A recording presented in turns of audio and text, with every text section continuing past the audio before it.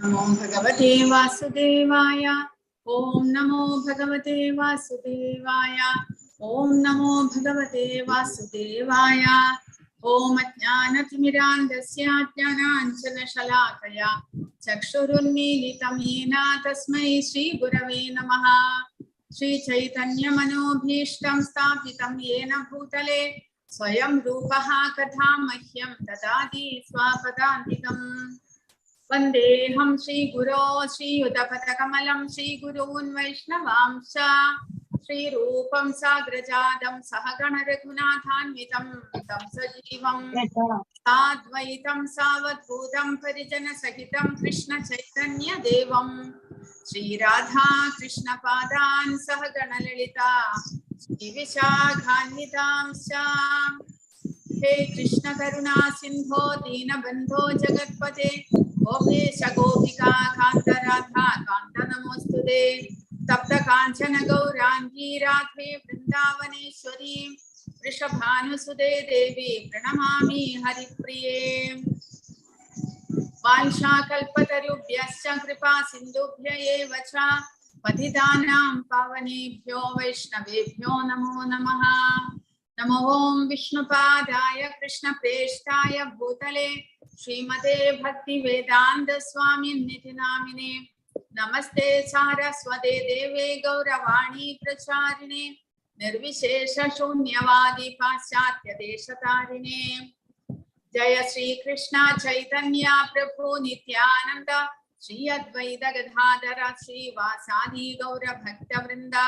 हरे कृष्ण कृष्ण कृष्ण हरे हरे हरे राम राम राम हरे हरे। हरे कृष्ण। ഇസ്കോൺ മംഗളൂരു സംഘടിപ്പിച്ചിരിക്കുന്ന 18 ദിവസത്തെ ഭഗവത്ഗീത ക്ലാസ്സിലേക്ക് എല്ലാവർക്കും സ്വാഗതം. ഇന്ന് രാജഗുഹ്യയോഗം എന്നുള്ളത്. അപ്പോൾ ഇപ്പോൾ നമ്മൾ ഭക്തിയോഗത്തെ കുറിച്ചാണ് ഭഗവാൻ നമുക്ക് പറഞ്ഞു തരുന്നത്. 7ാമത്തെ അധ്യായം മുതൽക്ക് 7ാമത്തെ അധ്യായത്തിൽ ഭഗവാൻ ഭൗതിക പ്രകൃതി ഭഗവാന്റെ തന്നെ ശക്തിയാണ് എന്ന് നമുക്ക് പറഞ്ഞു തരുന്നു. ഭൗതിക പ്രകൃതിയും അതുകൂടാതെ നമ്മൾ ജീവാത്മാക്കളും ഭഗവാന്റെ ശക്തിയാണ് എന്ന് ഭഗവാൻ പറഞ്ഞു തന്നു. എങ്കിലും ഭഗവാന്റെ ശക്തി ഇല്ലെങ്കിൽ ഈ ഭൗതിക പ്രകൃതിക്കാകട്ടെ നമ്മൾ ജീവാത്മാക്കൾക്കാകട്ടെ സ്വയം ഇവിടെ പ്രവർത്തിക്കാൻ സാധിക്കുന്നില്ല.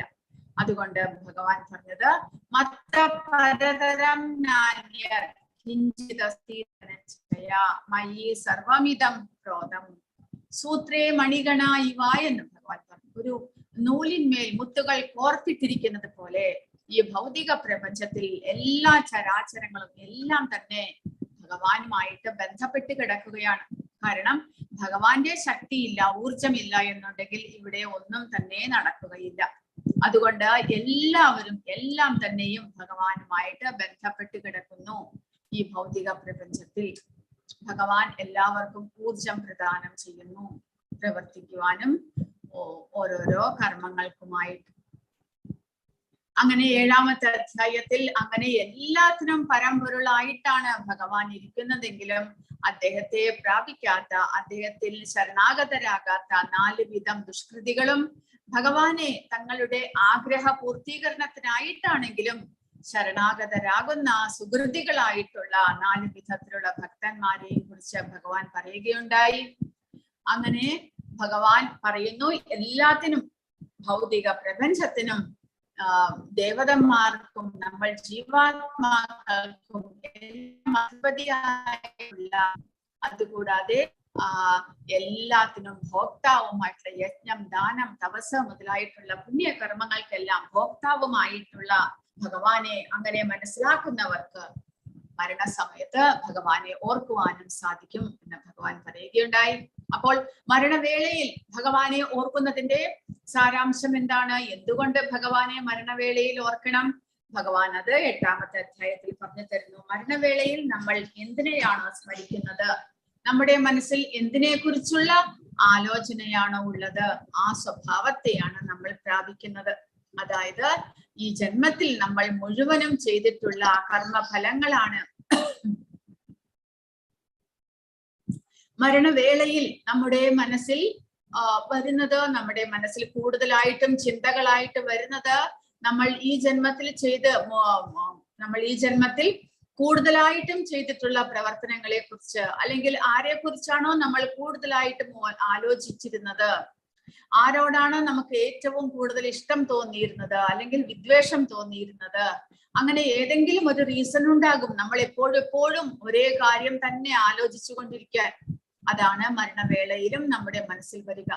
അതുകൊണ്ട് സദാസമയവും ഭഗവാനെ സ്മരിച്ചുകൊണ്ട് ഭഗവാന്റെ നാമസങ്കീർത്തനങ്ങൾ ചെയ്തുകൊണ്ടിരിക്കുകയാണെങ്കിൽ, നമ്മൾ കൂടുതൽ സമയവും അതിനു വേണ്ടി തന്നെ ഉപയോഗിക്കുകയാണെങ്കിൽ, ആ മരണവേളയിലും ഭഗവാനെ തന്നെ നമുക്ക് സ്മരിക്കുവാൻ സാധിക്കുന്നു.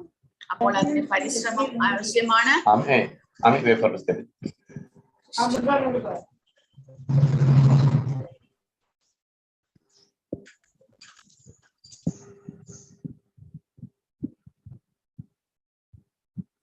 അപ്പോൾ അതിന് പരിശ്രമം ആവശ്യമാണ്. സദാസമയവും ഭഗവാനെ സ്മരിച്ചുകൊണ്ടിരിക്കാനും ഭഗവാന്റെ നാമജപം ചെയ്യുവാനും നമ്മൾ ഇപ്പോഴേ പരിശീലനം ആരംഭിക്കേണ്ടതാണ്. ഭഗവാനെ കുറിച്ച് കൂടുതൽ കേൾക്കുക.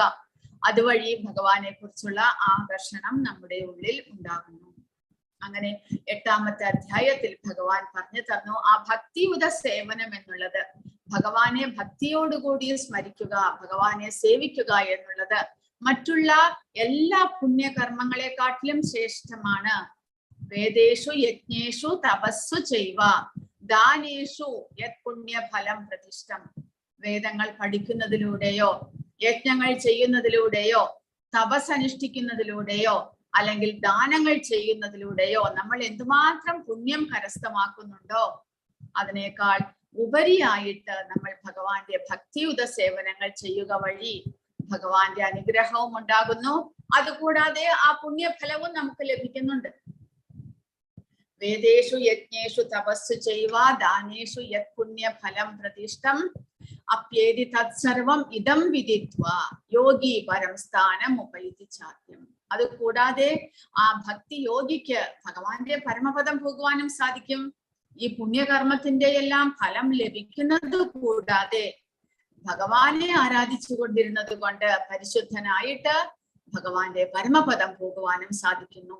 അപ്പോൾ അത്രയും വിശിഷ്ടമാണ് ഭക്തിയുത സേവനം എന്നുള്ളത്. ആ ഭക്തിയുത സേവനം ഈ അധ്യായത്തിൽ ഭഗവാൻ പറയുന്നു രാജവിദ്യ രാജഗുഹ്യ യോഗമാണ് എന്ന്.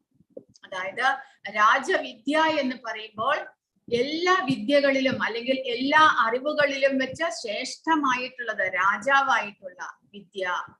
രാജഗുഹ്യം എന്ന് പറയുമ്പോൾ ഗുഹ്യം എന്ന് പറയുന്നത് രഹസ്യമായിട്ടുള്ളത് എന്നർത്ഥം. രാജഗുഹ്യം എന്ന് പറയുമ്പോൾ എല്ലാ രഹസ്യങ്ങളിലും വെച്ച് ഏറ്റവും രഹസ്യമായിട്ടുള്ളത്. അപ്പോൾ രാമാനുജാചാര്യരെ കുറിച്ച് ഇതിനെ കുറിച്ചൊരു കഥയുണ്ട്. അതായത് രാമാനുജാചാര്യർ ചെറുപ്പത്തിലെ തന്നെ ഒരു ഗുരുവിന്റെ അടുക്കൽ തന്നെ ചെന്നിട്ട് അദ്ദേഹത്തിൽ നിന്ന് ദീക്ഷ വാങ്ങി അദ്ദേഹത്തിന്റെ ശിഷ്യനായി അദ്ദേഹത്തിൽ നിന്ന് വിദ്യ അഭ്യസിച്ചു കൊണ്ടിരിക്കുകയാണ്. അപ്പോൾ അവസാനം ആ ഗുരു അദ്ദേഹത്തിന് എല്ലാം പഠിച്ചു കഴിഞ്ഞു. അദ്ദേഹത്തിന് മഹാമന്ത്രം ഉപദേശിക്കുന്നു. അതുവഴി ആ ഗുരുവിന്റെ പൂർണ്ണ ശിഷ്യനായിട്ട് അദ്ദേഹം മാറുകയാണ്. അപ്പോൾ ഗുരു അദ്ദേഹത്തിനോട് പറഞ്ഞു, ഇത് മഹാമന്ത്രമാണ്, ഞാൻ നിനക്ക് ഇത് ഉപദേശിക്കാൻ പോകുന്നു. ഈ മന്ത്രം നീ ദിവസവും ഉരുവിടുക വഴി നീ പരിശുദ്ധനായിട്ട് നിനക്ക് ഭൗതികമായിട്ടുള്ള എല്ലാ ക്ലേശങ്ങളിൽ നിന്നും നിനക്ക് മുക്തനാകുവാനും സാധിക്കും. അതുകൂടാതെ ഭഗവാന്റെ പരമപദം പോകുവാനും സാധിക്കും. പക്ഷെ ഇത് നീ ആർക്കും പറഞ്ഞു കൊടുക്കാൻ പാടില്ല, കാരണം ഇത് രഹസ്യമായിട്ടുള്ളതാണ്. അപ്പോൾ രാമാനുജാചാര്യർ ചോദിച്ചു, എന്തുകൊണ്ട് ഇത് രഹസ്യമാകുന്നു? കാരണം എല്ലാവർക്കും പറഞ്ഞു കൊടുത്തു കഴിഞ്ഞാൽ എല്ലാവരും ഈ മന്ത്രം ഉരുവിട്ടുകൊണ്ട് മുക്തരാകില്ലേ? ഇവിടെ ക്ലേശങ്ങളും ദുരിതങ്ങളും അനുഭവിക്കുന്നത് എന്തിനാണ്? എല്ലാവരും മുക്തരാകില്ലേ എന്ന് ചോദിക്കുന്നു. അപ്പോൾ പക്ഷേ ഗുരു പറയുന്നു, ഇല്ല, ഗുരുവിനെ സമീപിച്ച് ഗുരുവിനിൽ നിന്ന് ദീക്ഷ ലഭിച്ചു കഴിഞ്ഞാൽ മാത്രമേ ഈ മന്ത്രം പറഞ്ഞു കൊടുക്കാൻ പാടുള്ളൂ. കാരണം അത്രയ്ക്കും രഹസ്യവും അത്രയ്ക്കും പവിത്രവുമാണ് ഈ മന്ത്രം. അതങ്ങനെ എല്ലാവർക്കും വെറുതെ ഒന്നും പറഞ്ഞു കൊടുക്കരുത് എന്നെല്ലാമാണ് ഗുരു പറഞ്ഞത്. അപ്പോൾ ശരി, രാമാനുജാചാര്യർ മിണ്ടിയില്ല. അദ്ദേഹത്തിന് ഗുരു ദീക്ഷ കൊടുക്കുന്നു. അദ്ദേഹത്തിന് ഈ വിശുദ്ധമായിട്ടുള്ള മന്ത്രം പറഞ്ഞു കൊടുക്കുന്നു. അത് മനസ്സിലാക്കിയ ഉടനെ തന്നെ രാമാനുജാചാര്യർ അടുത്തുള്ള ഒരു ചെറിയ കുന്നിന്റെ മുകളിലേക്ക് പോകുന്നു. എല്ലാവരെയും വിളിച്ചു വരുത്തുന്നു. ആ സൈഡിൽ അവിടേക്ക് എല്ലാവരെയും വിളിച്ചു വരുത്തിയിട്ട് ഉറക്കെ എല്ലാവർക്കുമായിട്ട് ഈ പറഞ്ഞു കൊടുക്കുന്നു. കാരണം എന്താണ്? ആചാര്യന്മാർ അങ്ങനെയാണ്. ആചാര്യന്മാർ എല്ലാ ജനങ്ങളെയും ഈ ഭൗതിക ക്ലേശത്തിൽ നിന്ന് മുക്തരാകുവാനായിട്ട് പരിശ്രമിക്കുന്നു. അവർക്ക് ആരും ഇങ്ങനെ കഷ്ടപ്പെടുന്നത്, ക്ലേശിക്കുന്നത് കാണുവാനായിട്ടാകുന്നില്ല. അതുകൊണ്ട് അവർ എന്ത് ചെയ്യുന്നു? ഏറ്റവും ഭഗവാനെ പ്രാപിക്കാൻ ഉതകുന്ന ഏറ്റവും ലളിതവും ഏറ്റവും വിശുദ്ധവുമായിട്ടുള്ള മന്ത്രം അവർ എല്ലാവർക്കും പറഞ്ഞു കൊടുക്കുന്നു. അതുവഴി ഈ ഭൗതിക ക്ലേശത്തിൽ നിന്ന് മുക്തരാകുവാനായിട്ട് സാധിക്കും. അപ്പോൾ ഭഗവാൻ പറയുന്നത് ഇത് വളരെ പവിത്രമാണ്, എല്ലാത്തിനും ഉത്തമവുമാണ്, ശ്രേഷ്ഠവുമാണ്, അതുകൂടാതെ രഹസ്യവുമാണ് എന്ന്. കാരണം ഇതങ്ങനെ നമുക്ക് സാധാരണ എവിടെ നിന്നും ലഭിക്കുകയില്ല. ഭൗതിക പ്രപഞ്ചത്തിൽ നമുക്ക് അങ്ങനെ എല്ലാ ദിക്കിൽ നിന്നും ലഭിക്കുന്ന ഒരു ചീപ്പായിട്ടുള്ള കാര്യമല്ല ഭക്തിയുത സേവനം അല്ലെങ്കിൽ ഭക്തിയോഗം എന്നുള്ളത്. ഭക്തിയോഗം എന്നുള്ളത് ആധ്യാത്മികമാണ്, സാക്ഷാത് ഭഗവാനുമായിട്ട് ബന്ധപ്പെട്ടിരിക്കുന്നത് കൊണ്ട് ഭഗവാന്റെ ശിഷ്യ പരമ്പരയിലൂടെ വരുന്ന ആചാര്യന്മാരിൽ നിന്ന് തന്നെ നമ്മൾ കേട്ട് മനസ്സിലാക്കണം. കാരണം എങ്കിൽ മാത്രമേ നമുക്ക് പരിശുദ്ധരാകുവാനുള്ള മനസ്ഥിതി നമ്മിൽ ഉണ്ടാകുകയുള്ളൂ. അതായത് നമുക്ക് മനസ്സിലാകണമെങ്കിൽ തന്നെ ആ ഒരു ശുദ്ധനായിട്ടുള്ള ഭക്തനിൽ നിന്ന് തന്നെ നമ്മൾ കേട്ട് മനസ്സിലാക്കണം എന്ന് പറയും. അപ്പോൾ അതുകൊണ്ടാണ് നമ്മൾ പ്രഭുപാദരുടെ ഗ്രന്ഥങ്ങൾ തന്നെ വായിക്കണം എന്ന് പറയുന്നത്. കാരണം ആ ഒരു ശുദ്ധഭക്തൻ എഴുതിയിട്ടുള്ള ആ ഒരു ഭാവാർത്ഥം വായിക്കുക വഴി നമ്മുടെ ഉള്ളും പരിശുദ്ധമാകുന്നു. അത്രമാത്രം ശക്തിയുണ്ട് ആ ശിഷ്യ പരമ്പരയിലൂടെ ഉപദേശിക്കുന്ന ഉപദേശങ്ങൾ നമ്മൾ കേൾക്കുക വഴി. അപ്പോൾ ഭഗവാൻ പറയുന്നത് ഇത് രഹസ്യമാണ് എന്ന് പറയുന്നതിന്റെ കാര്യം ഈ രഹസ്യമായിട്ടുള്ള അല്ലെങ്കിൽ ഉത്തമമായിട്ടുള്ള ഈ യോഗത്തെ കുറിച്ച് ഭഗവാൻ പറയുന്നത് നമുക്ക് മനസ്സിലാകണമെങ്കിൽ നമ്മൾ ഇതേപോലെ ശിഷ്യ പരമ്പരയിൽ നിന്ന് തന്നെ കേട്ട് മനസ്സിലാക്കണം. അല്ലാതെ നമുക്ക് മനസ്സിലാക്കുവാൻ സാധ്യമല്ല. അതുകൊണ്ട് ഭഗവാൻ പറയുന്നു ഇത് ഏറ്റവും ഉത്തമവുമാണ് കൂടാതെ രഹസ്യവുമാണ് എന്നാണ് ഭഗവാൻ പറയുന്നത്. ശ്രീ ഭഗവാൻ ഉവാച ഇദം തുതേ ഗുഹ്യതമം പ്രവക്ഷ്യാമ്യനസൂയവേ ജ്ഞാനം വിജ്ഞാന സഹിതം യജ്ഞാത്വാ മോക്ഷേ. ഭഗവാൻ പറഞ്ഞു, പ്രിയപ്പെട്ട അർജുന, നീ ഒരിക്കലും അസൂയാലുവായിട്ടില്ല. അതിനാൽ അതീവ രഹസ്യമായ ഈ ജ്ഞാനവും വിജ്ഞാനവും നിന്നെ ഗ്രഹിക്കാം. ഇതറിഞ്ഞാൽ ഭൗതിക ജീവിത ക്ലേശങ്ങളിൽ നിന്ന് നീ മുക്തനാകും. അപ്പോൾ ഈ ഭക്തിയുത സേവനത്തെ കുറിച്ച് നമുക്ക് മനസ്സിലാകണമെങ്കിൽ അതിൽ നമ്മൾ ആരാണ് ഭക്തിയുത സേവനങ്ങൾ ചെയ്യുന്നത്? ഭഗവാനോട്. ആ ഭഗവാനോട് ഭക്തിയുത സേവനങ്ങൾ ചെയ്യുന്ന വ്യക്തിയെ ഭക്തൻ എന്ന് വിളിക്കുന്നു. അപ്പോൾ ആ ഭക്തനും ഭഗവാനും തമ്മിൽ ബന്ധപ്പെടണമെങ്കിൽ അവിടെ ഭക്തന്റെ ഉള്ളിൽ ഭഗവാനോട് അസൂയ ഉണ്ടാകാൻ പാടില്ല. അതാണ് ഒരു യോഗ്യതയായിട്ടുള്ളത്. ഒരു ഭക്തനാകാനുള്ള പ്രധാനപ്പെട്ട യോഗ്യത ഭഗവാനോട് മനസ്സിൽ അസൂയ, വിശ്വാസം, അത് രണ്ടുമുണ്ടെങ്കിൽ ഒരാൾക്ക് ഒരു ഭക്തനാകുവാൻ സാധിക്കും.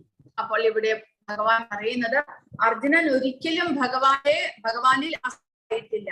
എങ്ങനെയാണ് അസൂയാലുവാകുന്നത്? നമ്മൾ എന്തിന് ഭഗവാനിൽ അസൂയാലുവാകണം? ഒരാൾ അദ്ദേഹത്തെ കുറിച്ച് കൂടുതൽ എപ്പോഴും പുകഴ്ത്തിക്കൊണ്ടിരിക്കുകയും അദ്ദേഹത്തിന് അതുണ്ട് ഇതുണ്ട്, തന്റെ ബാങ്ക് ബാലൻസ് ഇത്ര മാത്രമുണ്ട്, എനിക്ക് അവിടെ വീടുണ്ട് ഇവിടെ വീടുണ്ട്, ഒരുപാട് തന്റെ ആ സമ്പത്തിനെ കുറിച്ച് പുകഴ്ത്തിക്കൊണ്ടേയിരിക്കുമ്പോൾ, ഐശ്വര്യത്തെ കുറിച്ച് പുകഴ്ത്തിക്കൊണ്ടേയിരിക്കുമ്പോൾ സാധാരണ ജനങ്ങൾക്ക് അസൂയ ഉണ്ടാകും. അതുപോലെ നമ്മൾ ഇതുവരെ ഭഗവാനെ കുറിച്ചുള്ള കാര്യങ്ങളാണ് പറഞ്ഞുകൊണ്ടിരുന്നത്. 7-ാമത്തെയും 8-ാമത്തെയും എല്ലാം അധ്യായത്തിൽ ഭഗവാന്റെ ധാമത്തെ കുറിച്ച്, അവിടെ ഭഗവാന്റെ ശക്തിയെ കുറിച്ച് എല്ലാം വിവരിച്ച് പറഞ്ഞു തന്നിരിക്കുന്നു. എല്ലാത്തിന്റെയും അധിപതി ഭഗവാനാണ് എന്ന് പറഞ്ഞിരിക്കുന്നു. അതുകൊണ്ട് ഭഗവാനിൽ ഭക്തിയുത സേവനങ്ങൾ ചെയ്യണമെന്ന് ഭഗവാൻ പറയുന്നു. ഇതെല്ലാം കേട്ടിട്ട് നമ്മുടെ ഉള്ളിൽ അസൂയ ഉണ്ടാകുമോ? ഒരു ഭക്തനിൽ തീർച്ചയായിട്ടും അസൂയ ഉണ്ടാകുന്നില്ല.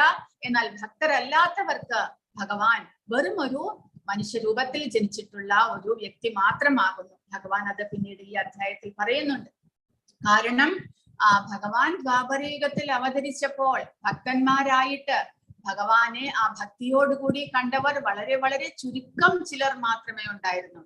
ദ്വാരകാവാസികളും വൃന്ദാവനവാസികളും കൂടാതെ പാണ്ഡവന്മാരും ഒഴിച്ച് ഭഗവാന്റെ ഭക്തന്മാരായവരും പിന്നീട് പിതാമഹനായിട്ടുള്ള ഭീഷ്മർ, ദ്രോണർ മുതലായവർക്ക് ഭഗവാനെ കുറിച്ച് അറിയാമായിരുന്നു. അല്ലാതെ ബാക്കിയുള്ളവർക്ക് ആർക്കും തന്നെ ഭഗവാനെ കുറിച്ചുള്ള ശരിയായിട്ടുള്ള ജ്ഞാനം ഉണ്ടായിരുന്നില്ല. കാരണം അവരെല്ലാവരും ഭഗവാനിൽ അസൂയാലുവായിരുന്നു.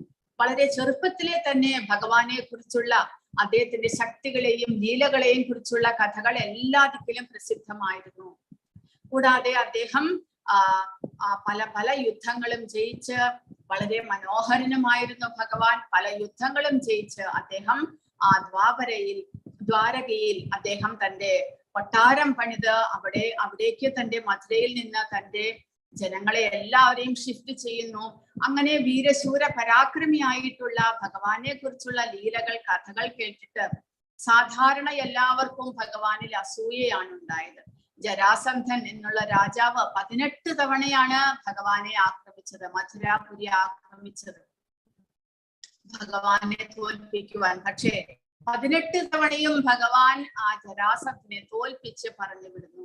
അതുപോലെ ശിശുപാലൻ, അങ്ങനെ എത്ര പേർ, ദുര്യോധനാദികൾ മുതലായവർ, ഇവർക്കെല്ലാവർക്കും ഭഗവാനോട് അസൂയ, വിദ്വേഷമായിരുന്നു മനസ്സിൽ. അതുകൊണ്ട് അവർക്കാർക്കും ആ ഭഗവാന്റെ ഭക്തിയുത സേവനം ചെയ്യാനുള്ള മനസ്ഥിതി ഉണ്ടായിരുന്നില്ല. അതുകൊണ്ട് ഭഗവാന്റെ ഭക്തനാകുവാൻ, ഭക്തിയുത സേവനങ്ങൾ ചെയ്യാനുള്ള ഒരു യോഗ്യത ഭഗവാനിൽ അസൂയാലുവാകുവാൻ പാടില്ല. അങ്ങനെ അസൂയാലു ആകാത്തവർക്ക് ജ്ഞാനവും വിജ്ഞാനവും സഹിതമായിട്ടുള്ള ഈ രഹസ്യമായിട്ടുള്ള അറിവിനെ ഭഗവാൻ പറഞ്ഞു തരുന്നു. ജ്ഞാനം എന്ന് പറഞ്ഞാൽ ഭഗവാനെ കുറിച്ചുള്ള അറിവ്, ഭക്തിയുത സേവനത്തെ കുറിച്ചുള്ള അറിവ്. ജ്ഞാനം എന്ന് പറഞ്ഞാൽ ആ അറിവിനെ നമ്മൾ എങ്ങനെ പ്രായോഗികമാക്കി നമ്മുടെ ജീവിതത്തിൽ പകർത്തണം, അതിനെക്കുറിച്ച് ഭഗവാൻ ഈ അധ്യായത്തിൽ പറഞ്ഞു തരികയാണ്. അതിന്റെ പ്രയോജനം എന്താണ്?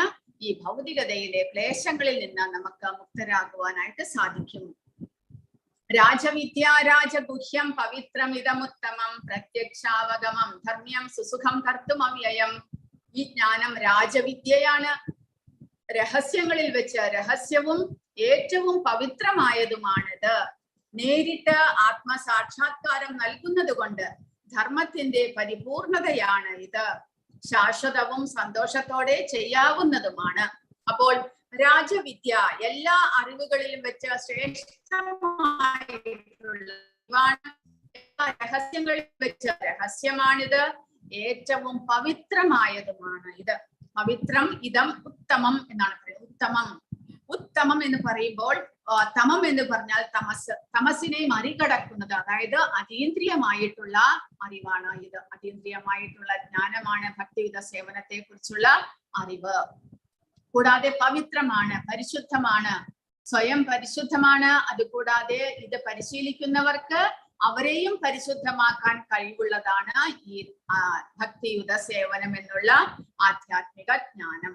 പ്രത്യക്ഷാവഗമം, അതായത് നമുക്ക് നേരിട്ട് അതിന്റെ റിസൾട്ട്, നമ്മുടെ ജീവിതത്തിൽ നമുക്ക് അതിന്റെ നേരിട്ടുള്ള റിസൾട്ട് നമുക്ക് മനസ്സിലാക്കുവാൻ കഴിയും. പ്രത്യക്ഷമായിട്ട് നമുക്ക് അതിന്റെ ഈ ഭക്തിയുത സേവനം പരിശീലിക്കുന്നത് വഴി നമ്മിലുണ്ടാകുന്ന മാറ്റങ്ങളെ നമുക്ക് പ്രത്യക്ഷമായിട്ട് തന്നെ മനസ്സിലാക്കുവാൻ കഴിയുന്നതാണ്.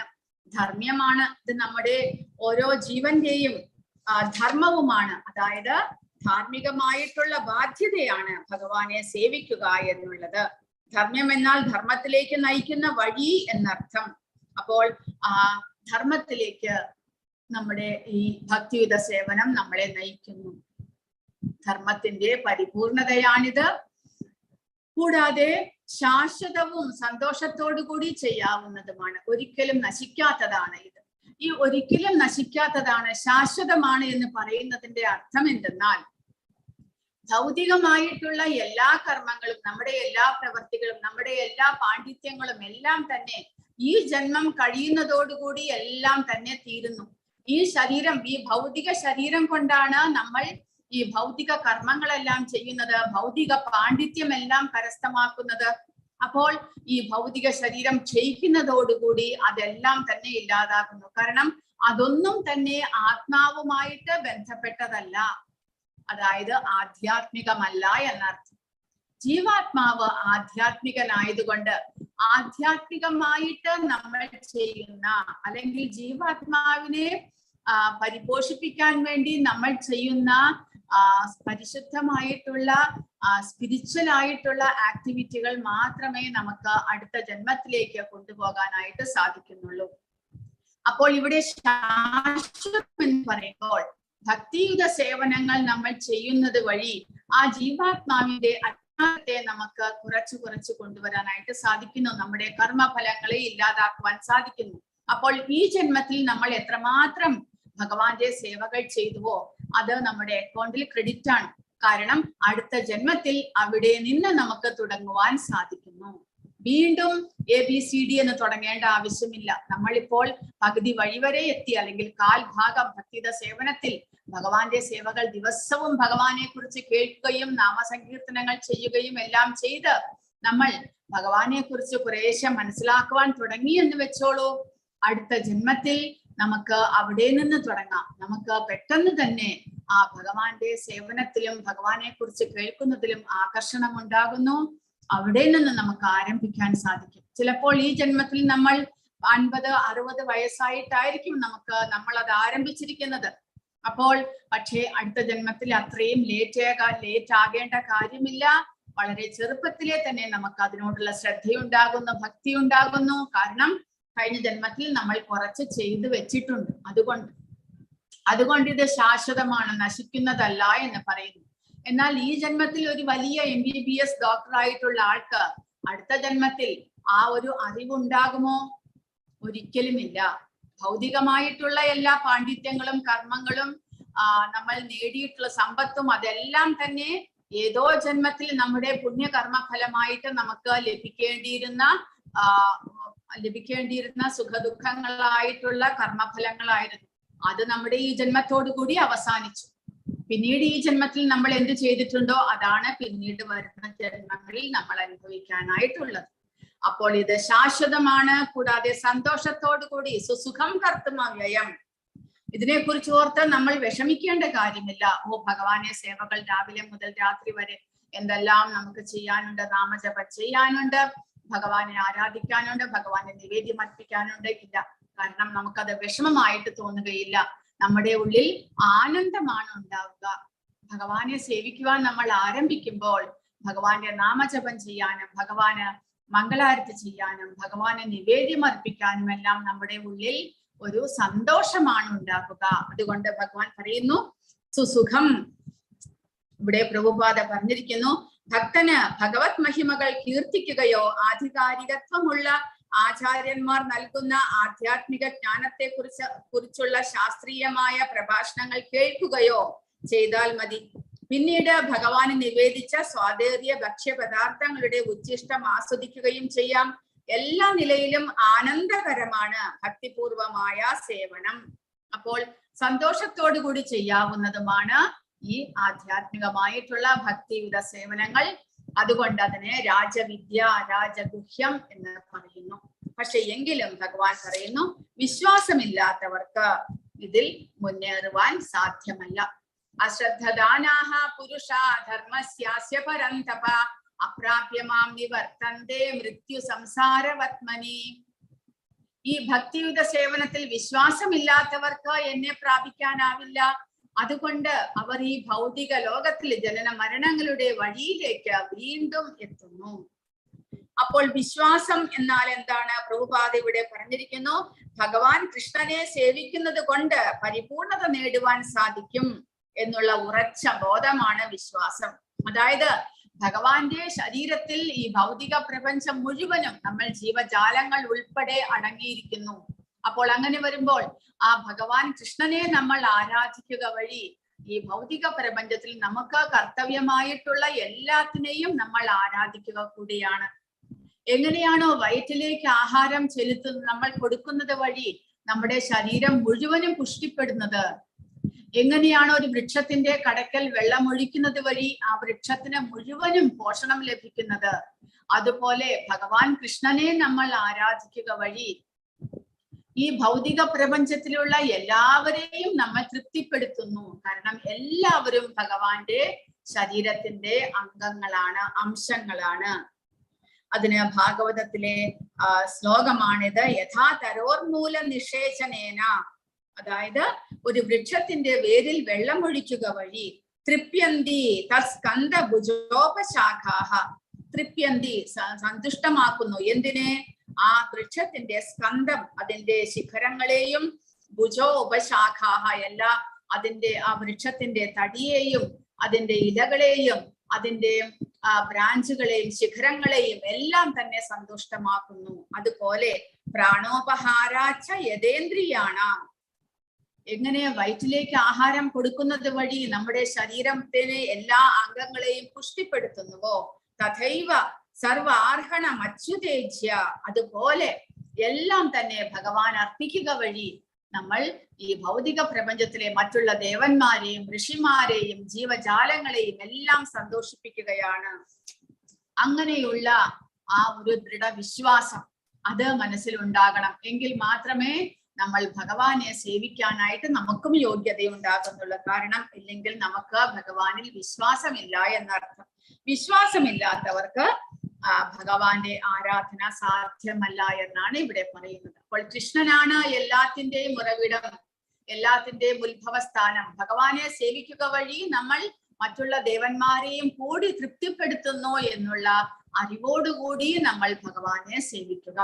കാരണം ഭഗവാൻ ഇവിടെ പറയുന്നു എല്ലാത്തിന്റെയും ഉത്ഭവസ്ഥാനം അല്ലെങ്കിൽ എല്ലാം അടങ്ങിയിരിക്കുന്നത് എന്നിലാണ്. മയാതദമിദം സർവം ജഗത് അവ്യക്തമൂർത്തിന മത്സ്ഥാനി സർവഭൂതാനി നചാഹം തേഷ്വവസ്ഥിതഃ, അവ്യക്തമായ രൂപത്തിൽ ഞാൻ ഈ പ്രപഞ്ചമെമ്പാടും വ്യാപിച്ചു നിൽക്കുന്നു. സർവഭൂതങ്ങളും എന്നിലാണ്, ഞാൻ അവയിലല്ല സ്ഥിതി ചെയ്യുന്നത്. അപ്പോൾ ഭഗവാനിൽ എല്ലാ ജീവജാലങ്ങളും ചരാചരങ്ങളെല്ലാം തന്നെ അടങ്ങിയിരിക്കുന്നു. ഭഗവാൻ പറയുന്നത് അവ്യക്തമായ രൂപത്തിൽ, നമ്മുടെ കണ്ണിന് ഗോചരമല്ല ഭഗവാൻ, പക്ഷെ എങ്കിലും ഭഗവാന്റെ ശക്തി ഈ ഭൗതിക പ്രപഞ്ചം മുഴുവനും അടങ്ങിയിരിക്കുന്നു, വ്യാപിച്ചിരിക്കുന്നു. അതുകൊണ്ടാണ് ഈ ഭൗതിക പ്രപഞ്ചം ഇതുപോലെ ഒരു മാറ്റങ്ങളൊന്നും ഇല്ലാതെ, ഒരു അപകടമൊന്നും ഇല്ലാതെ സ്ഥിതി ചെയ്യുന്നത് എന്ന് മനസ്സിലാക്കുക. സമയാസമയത്ത് സൂര്യൻ ഉദിക്കുന്നു, സൂര്യൻ അസ്തമിക്കുന്നു, മഴ പെയ്യുന്നു, മഞ്ഞുണ്ടാകുന്നു, കാലാവസ്ഥകൾ മാറി മാറി വരുന്നു. ഇതിനെല്ലാത്തിനും കാരണം ഭഗവാന്റെ ശക്തി ഈ ഭൗതിക പ്രപഞ്ചം മുഴുവനും വ്യാപിച്ചിരിക്കുന്നു. അതായത് എല്ലാ ചരാചരങ്ങളും ഭഗവാനിലാണ് അടങ്ങിയിരിക്കുന്നത്. എന്നാൽ ഭഗവാൻ അവയിലൊന്നിലുമല്ല എന്ന്. കാരണം ഭഗവാൻ സാക്ഷാത് ഭഗവാനായിട്ട് അദ്ദേഹത്തിന്റെ ധാമത്തിൽ വസിക്കുന്നുണ്ട്. അപ്പോൾ ഇവിടെയാണെങ്കിലോ, ഇവിടെ അദ്ദേഹത്തിന്റെ ശക്തിയാൽ ഈ ഭൗതിക പ്രപഞ്ചം മുഴുവനും പ്രവർത്തിക്കുന്നു. അതുകൂടാതെ എല്ലാ ജീവജാലങ്ങളുടെ ഉള്ളിലും ഭഗവാന്റെ ഒരംശവും പ്രവർത്തിക്കുന്നുണ്ട്. അതുകൊണ്ട് ഈ ഈ ഭൗതിക പ്രപഞ്ചം എമ്പാടും നിലനിൽക്കുന്നത് അങ്ങനെയാണ് എന്ന്. ഭഗവാൻ ഗോവിന്ദനോടുള്ള അതീന്ദ്രിയ പ്രേമത്തെ വളർത്തിയെടുത്ത ഭക്തന് അദ്ദേഹത്തെ തന്റെ ഉള്ളിലും പുറത്തും ഒരുപോലെ എപ്പോഴും കാണാൻ കഴിയും. സാധാരണ ജനങ്ങൾക്ക് ദൃശ്യനല്ല ഭഗവാൻ, സർവവ്യാപിയെങ്കിലും ഭൗതിക ഇന്ദ്രിയങ്ങളാൽ ഗ്രാഹ്യനല്ല അദ്ദേഹം. നമുക്ക് കാണാൻ കഴിയില്ലെങ്കിൽ കൂടി വാസ്തവത്തിൽ എല്ലാം അദ്ദേഹത്തിലാണ് നിലകൊള്ളുന്നത്. നമുക്ക് കാണാൻ കഴിയുന്നില്ല, അതുകൊണ്ട് അങ്ങനെയല്ല, അതല്ല സത്യം, അങ്ങനെ ഒരിക്കലും വിചാരിക്കരുത്. സത്യം എപ്പോഴും സത്യമായിരിക്കുന്നു. ഭഗവാൻ പറയുകയാണ് സ്വന്തമായിട്ട്, എന്നിൽ ഈ ഭൗതിക പ്രപഞ്ചം എന്നിൽ നിലനിൽക്കുന്നു എന്ന്.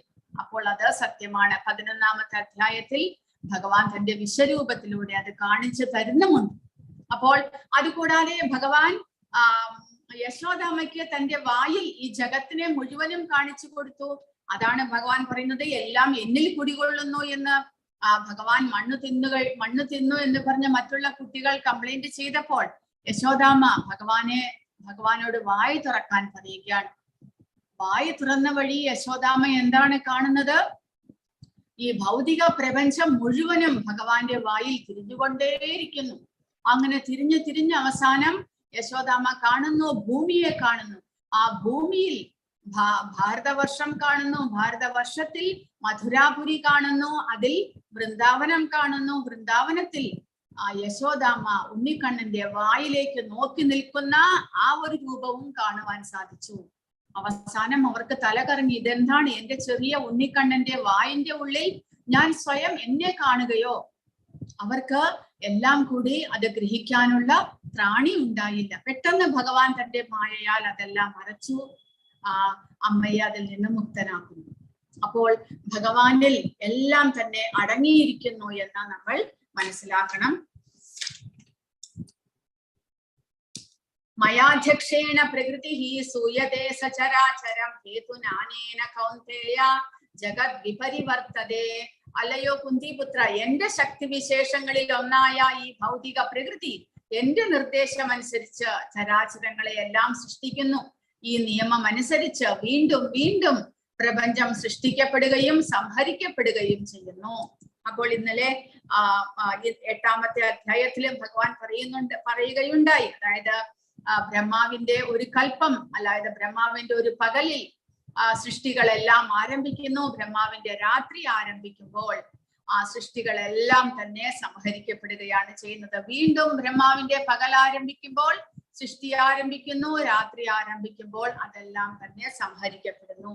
അങ്ങനെ ഭഗവാന്റെ നിർദ്ദേശം അനുസരിച്ച് ഈ ഭൗതിക പ്രകൃതി എല്ലാ ജീവജാലങ്ങൾക്കും പ്രത്യേകം പ്രത്യേകം ശരീരം കൊടുക്കുകയാണ് ചെയ്തത്. അതായത് ഈ ഭൗതിക പ്രകൃതിയുടെ ഘടകങ്ങളാൽ നിർമ്മിക്കപ്പെട്ടിട്ടുള്ളതാണ് ഈ നമ്മുടെ ഓരോരുത്തരുടെയും ശരീരം എന്ന് മനസ്സിലാക്കണം.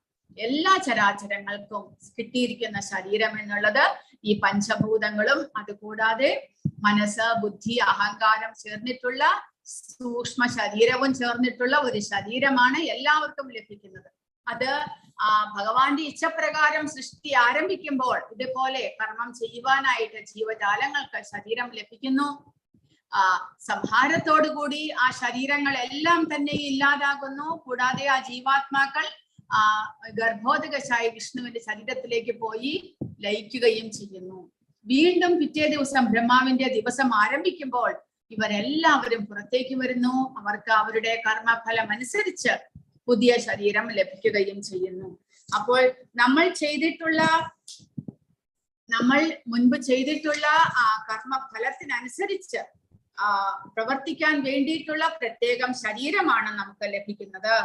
അത് ഈ ശ്ലോകത്തിന്റെ ഭാവാർത്ഥത്തിൽ പ്രഭുപാദ എഴുതിയിട്ടുണ്ട്.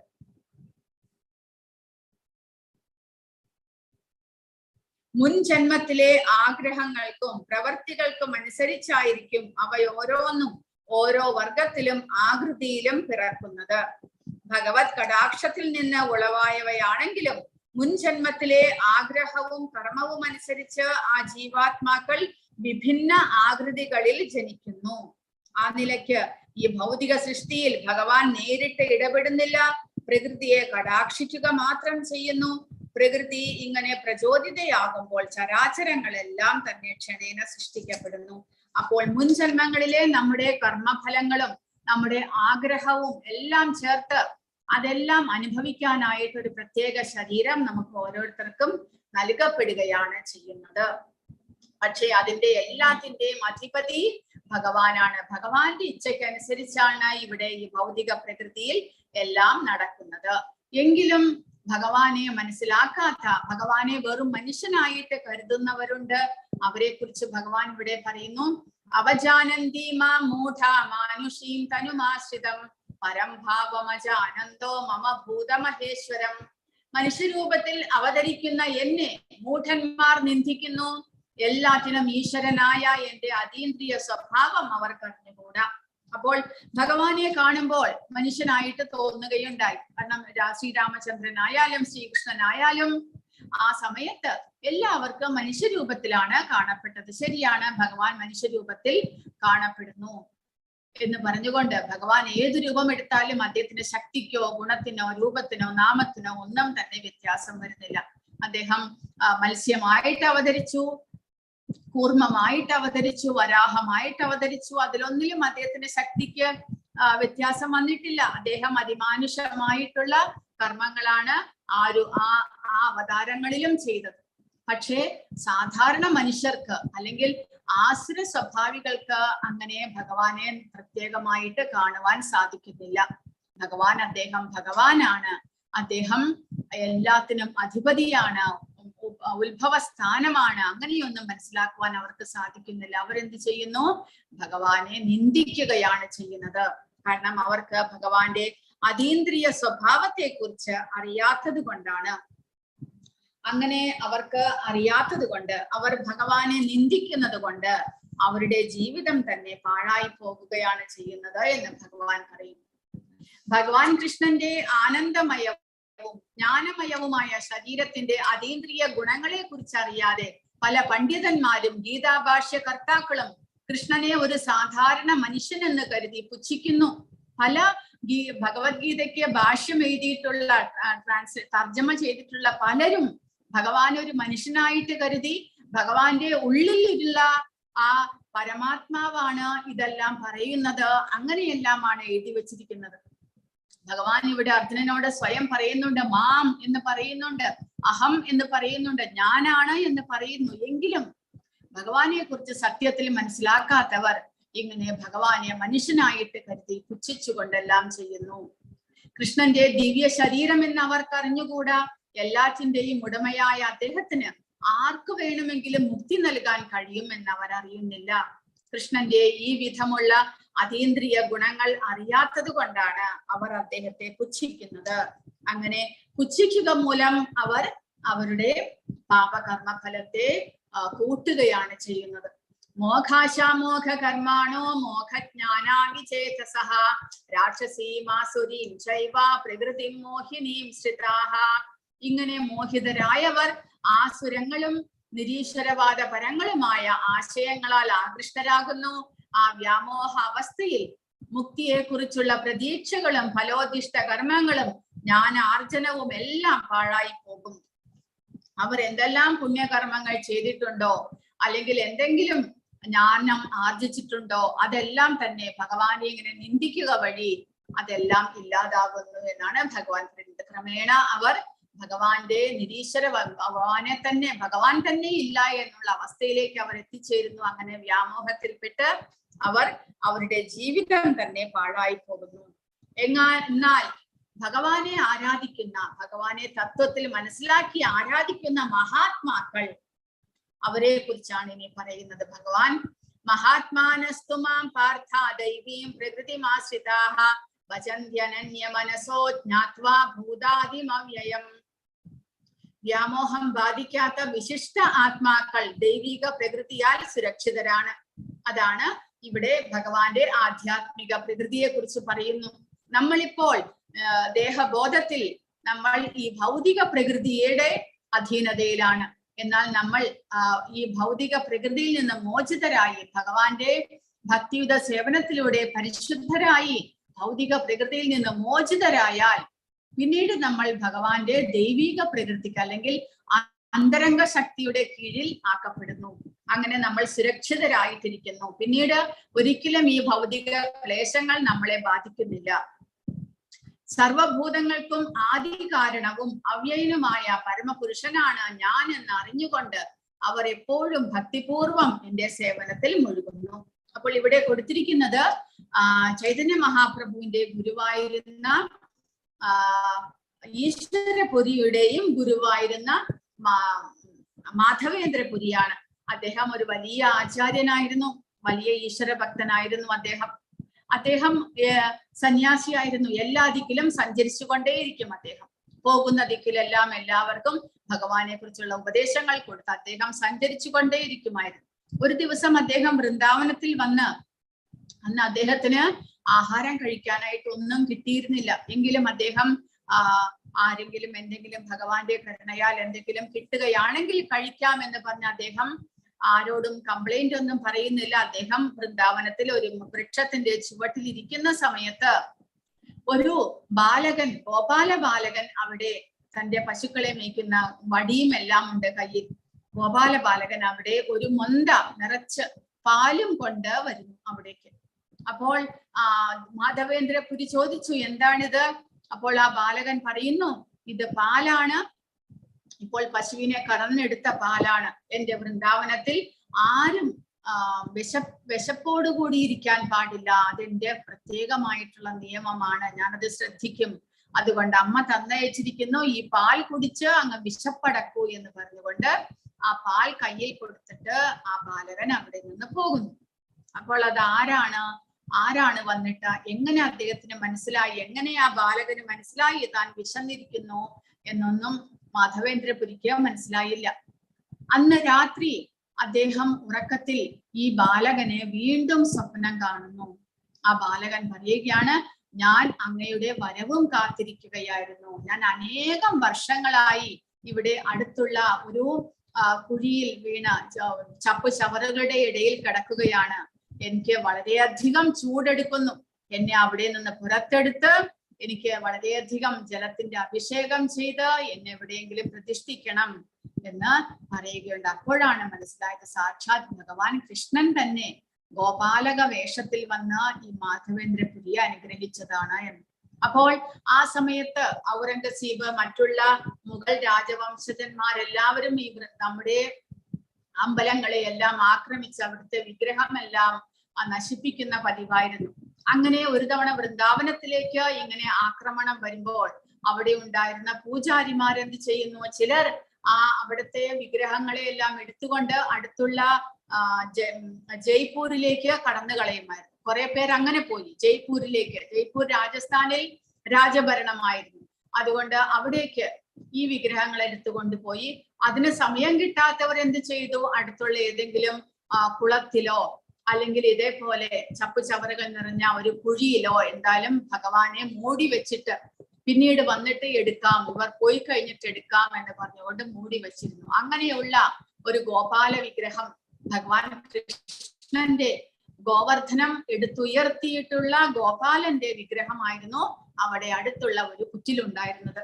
മാധവേന്ദ്രപുരി അവിടെയുള്ള സാധാരണ ജനങ്ങളെ എല്ലാവരെയും വിളിച്ചുകൂട്ടി ആ വിഗ്രഹം എടുക്കുകയും അങ്ങനെ ഗോവർദ്ധനത്തിന്റെ മുകളിൽ അദ്ദേഹം പ്രതിഷ്ഠിക്കുകയും ചെയ്തു. അപ്പോൾ ഭഗവാൻ ഇവിടെ പറയുന്നത്, അങ്ങനെയുള്ള ഭക്തന്മാർ ഭഗവാന്റെ സ്പിരിച്വൽ എനർജിയുടെ അല്ലെങ്കിൽ അന്തരംഗ ശക്തിയുടെ കീഴിൽ അവർ സുരക്ഷിതരായിരിക്കും. അവർ ഭഗവാന്റെ ഭക്തിയുത സേവനത്തിൽ എപ്പോഴും മുഴുകിയിരിക്കുന്നു. എങ്ങനെയാണ് അവർ ഭഗവാനെ ഭക്തിയുത സേവനങ്ങൾ ചെയ്യുന്നത് എന്ന് ഈ ശ്ലോകത്തിൽ പറയുന്നു. സതതം കീർത്തയന്തോ മാം യദന്തശ്ച ദൃഢവ്രതാഃ നമസ്യന്തശ്ച മാം ഭക്തിയാ നിത്യയുക്താവുപാസതേ. എല്ലായ്പ്പോഴും എന്റെ കീർത്തികൾ ആലപിച്ചും നിശ്ചയദാർഢ്യത്തോടെ പ്രയത്നിച്ചുകൊണ്ടും എന്റെ മുന്നിൽ പ്രണമിച്ചുകൊണ്ടും ഈ മഹാത്മാക്കൾ നിരന്തരം എന്നെ ഭക്തിയോടുകൂടി ആരാധിക്കുന്നു. അപ്പോൾ ശ്രവണം, കീർത്തനം, സ്മരണം, ഇതാണ് അത്യാവശ്യമായിട്ടുള്ളത്. ഭഗവാനെ കുറിച്ച് നിരന്തരം ശ്രവിക്കുക, ഭഗവാന്റെ കീർത്തനങ്ങൾ നിരന്തരം ആലപിച്ചു കൊണ്ടിരിക്കുക, കൂടാതെ ഭഗവാന്റെ കഥകളും ലീലകളും എല്ലാം സ്മരിച്ചു കൊണ്ടും ഇരിക്കുക. ഇത് മൂന്നും ചെയ്യുക വഴി നമുക്ക് ഭഗവാനിലേക്ക് എത്തുവാൻ സാധിക്കും. ഭക്തിയുത സേവനത്തിൽ ഒഴിച്ചുകൂടാനാകാത്ത ചില വ്രതാനുഷ്ഠാനങ്ങളുണ്ട്. ഉദാഹരണമായി ഏകാദശി ആത്മീയ ലോകത്തിൽ ഭഗവത് സാമീപ്യ ലബ്ധിക്കായി അത്യന്തം ആഗ്രഹിക്കുന്നവർക്ക് വേണ്ടി മഹാന്മാരായ ആചാര്യന്മാർ നിശ്ചയിച്ചവയാണ് ഈ വ്രതങ്ങൾ. മഹാത്മാക്കൾ ഒട്ടും തന്നെ പിഴയ്ക്കാതെ ഇവ അനുഷ്ഠിച്ചു പോരുന്നത് കൊണ്ട് അവരുടെ അഭീഷ്ടം നിറവേറുക തന്നെ ചെയ്യും. അപ്പോൾ ഏകാദശി ആചരിക്കുന്നത് വളരെ പ്രാധാന്യമുള്ളതാണ്. നാളെ ഏകാദശിയാണ്. ഏകാദശി എന്ന് പറയുന്നത് ആദ്യത്തെ 10 ദിവസം നമ്മുടെ മലയാള മാസത്തിൽ പ്രഥമ തുടങ്ങുന്നു. ദശമി കഴിഞ്ഞാൽ അടുത്ത 11ാമത്തെ ദിവസമാണ് ഏകാദശി എന്ന് പറയുന്നത്. അപ്പോൾ ഈ ഏകാദശി വരാനായിട്ട് ഒരു കഥയുണ്ടായിരുന്നു. അതായത് ഒരു ദിവസം ഭഗവാൻ യോഗനിദ്രയിൽ ലയിച്ചിരിക്കുന്ന സമയത്താണ് ഒരു ദാനവൻ വന്ന് ഭഗവാനെ ആക്രമിക്കാൻ വരുന്നത്. ആ സമയത്ത് എന്ത് സംഭവിച്ചു? ഭഗവാൻ യോഗനിദ്രയിലാണ്. ഭഗവാന്റെ 11 അംഗങ്ങളിൽ നിന്നുമായിട്ട് ചേർന്ന് ഒരു ദിവ്യ രൂപം, ഒരു ദേവി പുറത്തേക്ക് വരുന്നു. ഭഗവാന്റെ ശരീരത്തിൽ നിന്ന്, തന്റെ അംഗങ്ങളിൽ നിന്നെല്ലാം ചേർന്ന് ഒരു ദേവീ രൂപം പുറത്തേക്ക് വരുന്നു. ആ ദേവീ രൂപം ഈ ദാനവനെ, ഈ രാക്ഷസനെ, അസുരനെ വധിക്കുകയും ചെയ്യുന്നു. ഭഗവാൻ ഉണർന്നു നോക്കുമ്പോൾ ഇതാണ് കാണുന്നത്. അപ്പോൾ ഭഗവാന് വളരെയധികം സന്തോഷമായി ആ ദേവിയോട് എന്താണ് അങ്ങേക്ക് ആഗ്രഹമുള്ളത് എന്ന് ചോദിക്കുന്നു. അപ്പോൾ ആ ദേവി പറയുന്നത്, ഞാൻ ഇങ്ങനെ അങ്ങയുടെ 11 അംഗത്തിൽ നിന്ന്, ഏകാദശിയിൽ നിന്ന് ജനിച്ചത് കൊണ്ട് ഈ ഏകാദശി ദിവസം വളരെ വിശേഷമായിട്ട് എല്ലാവരും ആഘോഷിക്കുന്ന വിധത്തിൽ അങ്ങ് ഏർപ്പാട് ചെയ്യണം. കാരണം ഏകാദശി എന്നുള്ളത് അങ്ങനെ ഭഗവാൻ പറയുന്നു, എനിക്ക് വളരെയധികം പ്രിയപ്പെട്ട ദിവസമാണ് ഏകാദശി. ആ ഏകാദശി ദിവസം നമ്മൾ കൂടുതലായിട്ടും ഭഗവാനെ സേവിച്ചുകൊണ്ട് നമ്മുടെ സമയം കഴിക്കേണ്ടതാണ് എന്നാണ് പറയുന്നത്. അതുകൊണ്ട് അന്നത്തെ ദിവസം ഒന്നും തന്നെ കുക്ക് ചെയ്യാനില്ല. അതായത് ആഹാരം, ഗ്രെയിൻസ്, ധാന്യങ്ങൾ ഒന്നും തന്നെ അന്ന് കഴിക്കരുത് എന്നാണ് പറയുന്നത്.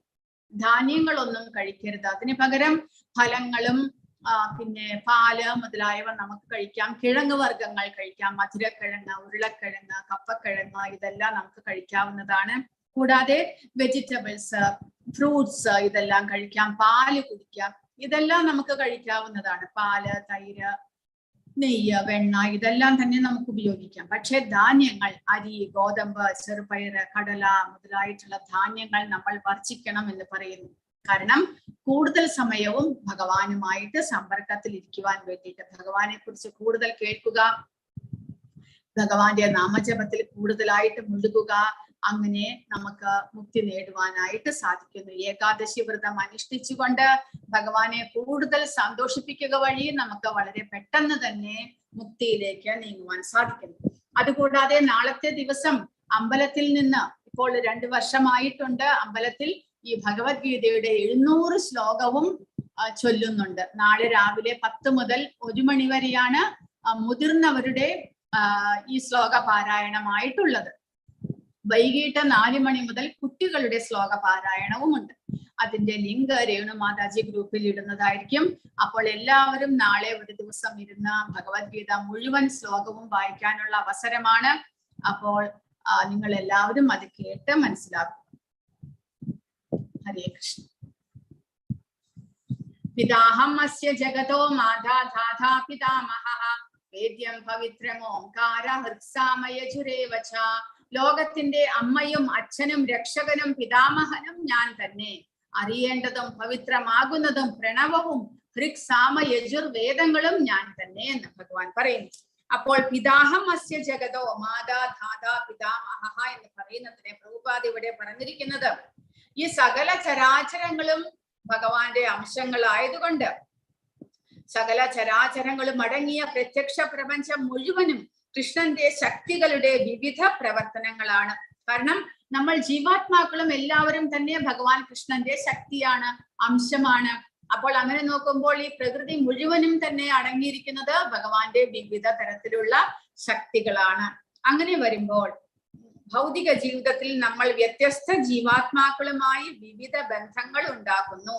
അവരെല്ലാവരും തന്നെ കൃഷ്ണന്റെ തടസ്ഥ ശക്തികളാണ്. നമ്മുടെ അച്ഛനമ്മമാരെന്ന് നമ്മൾ പറയുന്ന അവരുടെ ദേഹത്തിലും ഉള്ളത് ഭഗവാന്റെ ശക്തിയായിട്ടുള്ള ജീവാത്മാവാണ്. അങ്ങനെയാണ് നമ്മൾ മനസ്സിലാക്കേണ്ടത്. പ്രകൃതി സർഗത്തിൽ അവർ നമ്മുടെ മാതാപിതാക്കളോ പിതാമഹന്മാരോ സൃഷ്ടാക്കളോ ഒക്കെ ആയിത്തീരുന്നുവെങ്കിലും ഭഗവാന്റെ വിഭിന്ന അംശങ്ങളാണ് അവരെല്ലാവരും. അതുകൊണ്ട് അവർ ഭഗവാന് തുല്യരാണ് എന്നിവിടെ പ്രഭുപാദ പറയുന്നു. അതുകൊണ്ട് അച്ഛനമ്മ എന്നീ നിലകളിൽ പ്രത്യക്ഷപ്പെടുന്ന ജീവാത്മാക്കൾ എല്ലാം കൃഷ്ണനല്ലാതെ മറ്റാരുമല്ല. ഭഗവാൻ പറയുന്നുണ്ട് ഇതിനു മുൻപ് 3-ാമത്തെ അധ്യായത്തിൽ, ഇവരെല്ലാവരും, എല്ലാ ജീവാത്മാക്കളും എന്റെ അംശമാണ്, എന്റേതാണ് എന്ന് നിങ്ങൾ മനസ്സിലാക്കുമെന്ന്. ആ പരിശുദ്ധതയിലേക്ക് നമ്മൾ ഉയരുമ്പോൾ നമുക്ക് എല്ലാ ജീവജാലങ്ങളെയും സമഭാവനയോടുകൂടി കാണുവാൻ സാധിക്കുന്നു.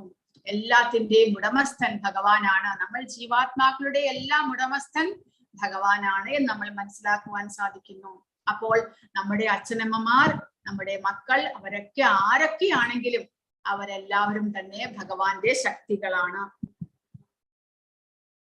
തേതം ഭുക്വാ സ്വർഗലോകം വിശാലം ക്ഷീണേ പുണ്യേ മർത്യലോകം വിശന്തി ഏവം ത്രയീ ധർമ്മമനുപ്രപന്ന ഗതാഗതം കാമകാമാലഭന്തി. പക്ഷെ എങ്കിലും ഭഗവാൻ ഇവിടെ നേരത്തെ കഴിഞ്ഞ അധ്യായത്തിലും പറഞ്ഞതുപോലെ ക്ഷണികമായിട്ടുള്ള ഭൗതിക സുഖഭോഗങ്ങൾക്ക് വേണ്ടി ദേവന്മാരെ ആരാധിക്കുന്നവർ, അല്ലെങ്കിൽ സ്വർഗത്തിൽ പോകി സ്വർഗം പോകി സ്വർഗത്തിലെ സുഖഭോഗങ്ങൾ ലഭിക്കുവാൻ ആഗ്രഹിക്കുന്നവർ, അവരെന്ത് ചെയ്യുന്നു? അവർ അതിനു വേണ്ടിയിട്ട് പ്രത്യേക യജ്ഞങ്ങളെല്ലാം ചെയ്ത് ഇന്ദ്രദേവനെ എല്ലാം സന്തോഷിപ്പിക്കുവാൻ ശ്രമിക്കുന്നു. അങ്ങനെ ശ്രമിച്ചിട്ട് അവർ സ്വർഗത്തിലേക്ക് പോകുന്നു.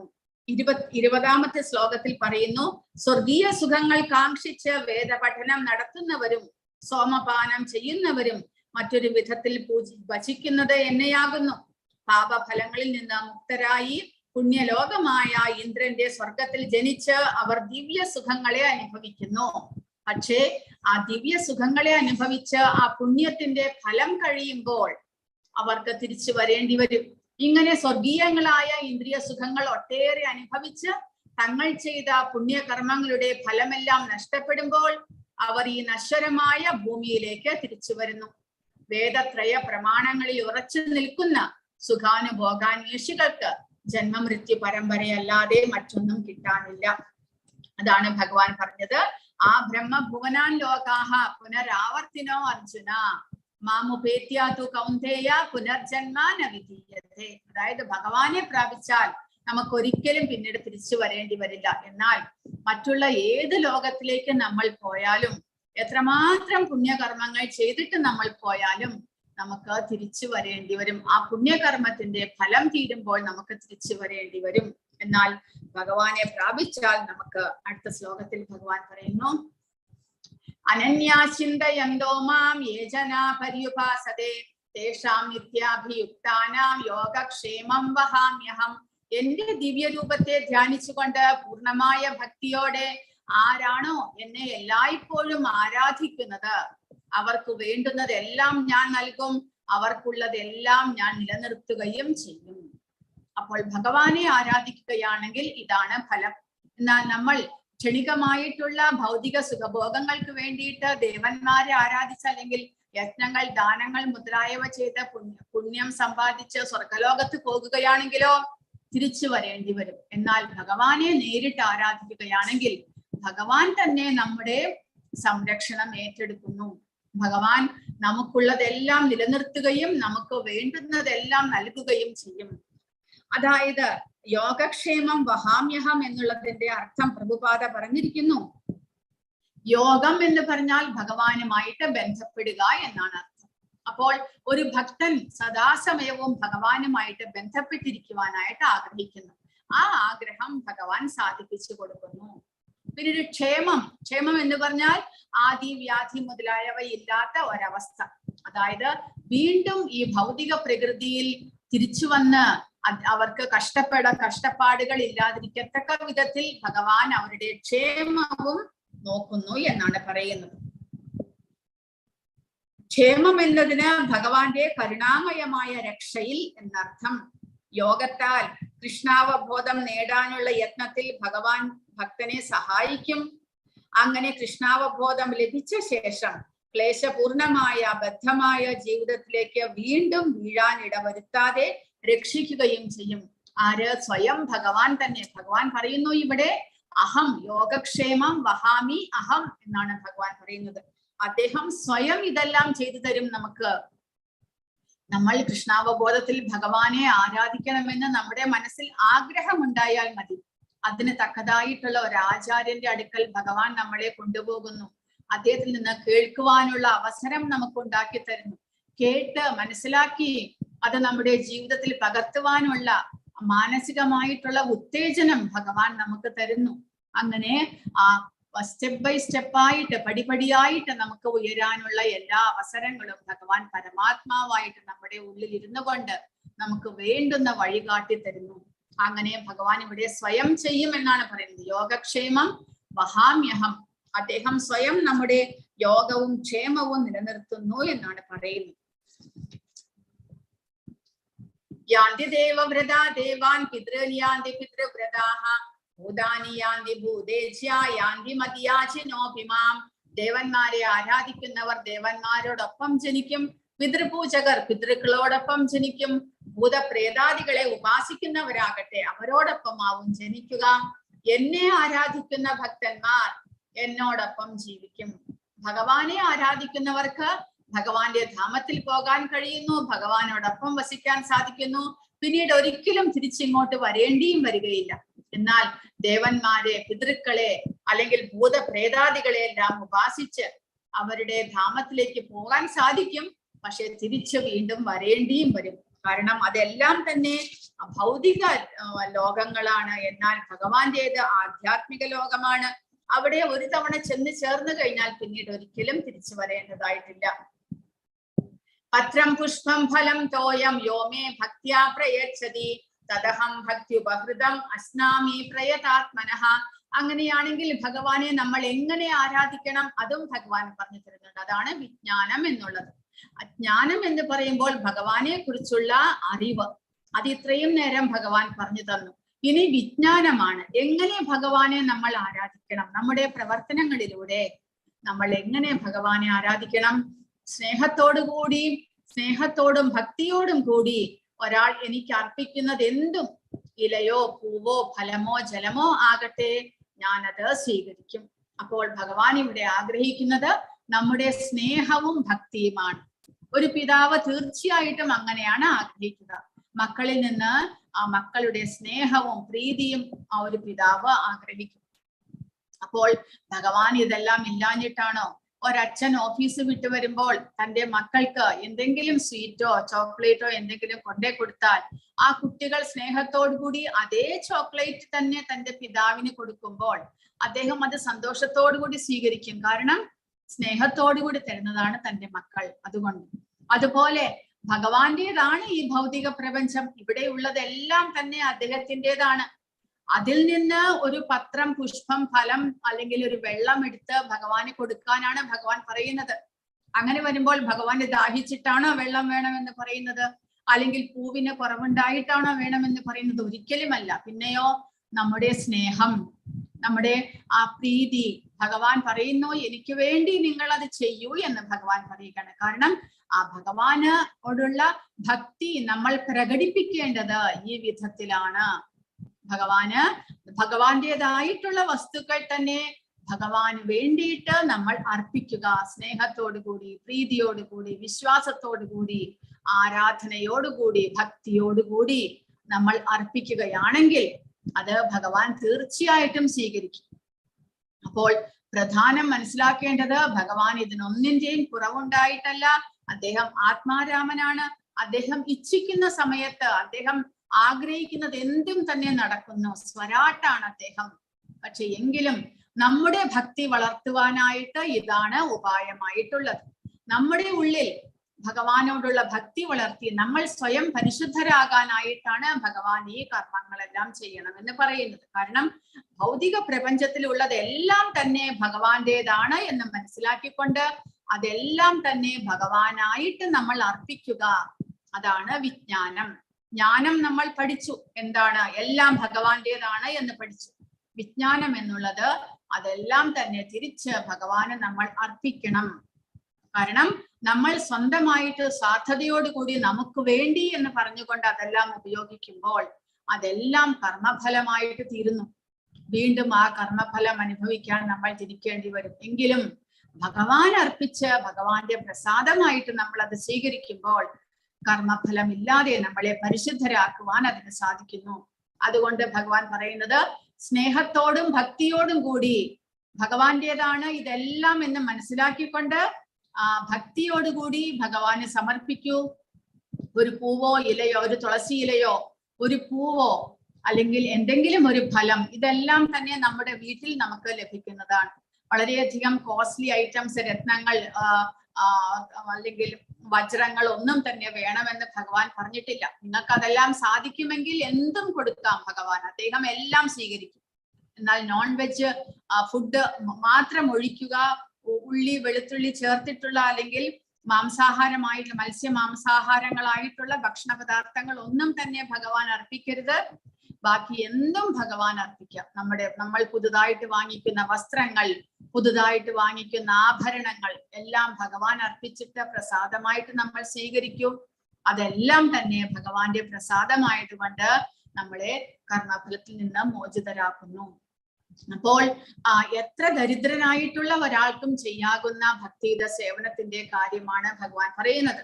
ഇനി നമുക്കിത് ആകില്ല എന്ന് പറയേണ്ട ആവശ്യമില്ല. കാരണം എല്ലാവരുടെ വീട്ടിലും ഒരു തുളസി ഇല ഉണ്ടാകാതിരിക്കില്ല, അല്ലെങ്കിൽ ഒരു പൂവ് ഉണ്ടാകാതിരിക്കില്ല. ഫ്രൂട്ട്സ് നമ്മുടെ വീട്ടിലില്ലെങ്കിലും നമ്മൾ കഴിക്കാൻ വേണ്ടി തീർച്ചയായിട്ടും വാങ്ങിക്കും. ശുദ്ധമായിട്ട് കഴുകി വൃത്തിയാക്കി ഭഗവാന് ആദ്യം സമർപ്പിച്ചിട്ട് പ്രസാദമായിട്ട് നമ്മൾ സ്വീകരിക്കുക. ഇവിടെ കൊടുക്കുന്നത് കാണാം. ഇതുപോലെ ഭഗവാന് വേണ്ടി ഒരു തളിക, ഒരു പ്ലേറ്റ് വാങ്ങിക്കാൻ നമുക്ക് സാധിക്കില്ല. ഭഗവാന് വേണ്ടി ഒരു പ്ലേറ്റ് വാങ്ങിക്കുക, അതിൽ ഭഗവാനുള്ള വസ്തുക്കളെല്ലാം വെച്ചിട്ട് ഒരു തുളസിയിലയും അർപ്പിച്ചിട്ട് ഭഗവാന് നിവേദിക്കുക, 5 നിമിഷം വെക്കുക. എന്നിട്ട് ആ ഭഗവാന്റെ പ്രസാദത്തെ നമ്മൾ സ്വീകരിക്കുക. അതുവഴി എല്ലാ കർമ്മഫലവും ഇല്ലാതാക്കുവാൻ നമുക്ക് സാധിക്കുന്നു.